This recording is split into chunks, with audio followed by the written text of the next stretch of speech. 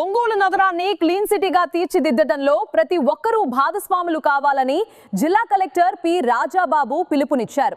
వివరాల్లోకి వెడితే ఒంగోలు నగరంలోని డిఆర్ఆర్ఎం హై స్కూల్లో నిర్వహించిన స్వచ్ఛాంధ్ర స్వర్ణాంధ్ర కార్యక్రమంలో జిల్లా కలెక్టర్ పి రాజాబాబు పాల్గొన్నారు. ఈ సందర్భంగా మాట్లాడుతూ నగరాన్ని పరిశుభ్రంగా ఉంచడం ప్రతి ఒక్కరి బాధ్యత అని తెలిపారు. ప్రతి ఒక్కరూ శుభ్రత పాటించి పరిసరాలను పరిశుభ్రంగా ఉంచుకుంటే ఆరోగ్యంతో పాటు ఆత్మ గౌరవంతో జీవనం సాగించవచ్చని పేర్కొన్నారు.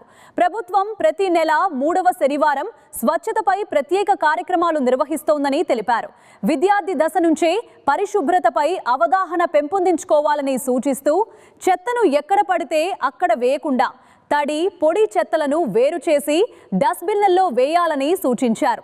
ఈ సందర్భంగా స్వర్ణాంధ్ర స్వచ్ఛాంధ్ర ప్రతిజ్ఞ చేయించారు. వేసవి కాలం నేపథ్యంలో పక్షులకు తాగునీరు అందించేందుకు ఏర్పాటు చేసిన ఉట్టెలను ప్రారంభించి వాటిలో నీటిని నింపారు. అనంతరం పాఠశాల ఆవరణలో మొక్కలు నాటారు. స్వచ్ఛతపై నిర్వహించిన వ్యాసరచన పోటీల్లో విజేతలైన 9వ తరగతి విద్యార్థులకు బహుమతులు ప్రదానం చేశారు. ఈ కార్యక్రమంలో Ongole municipal commissioner Venkateswara Rao, ITC W O W సంస్థ ప్రతినిధులు, మున్సిపల్ సిబ్బంది, ప్రజలు, విద్యార్థులు పెద్ద సంఖ్యలో పాల్గొన్నారు.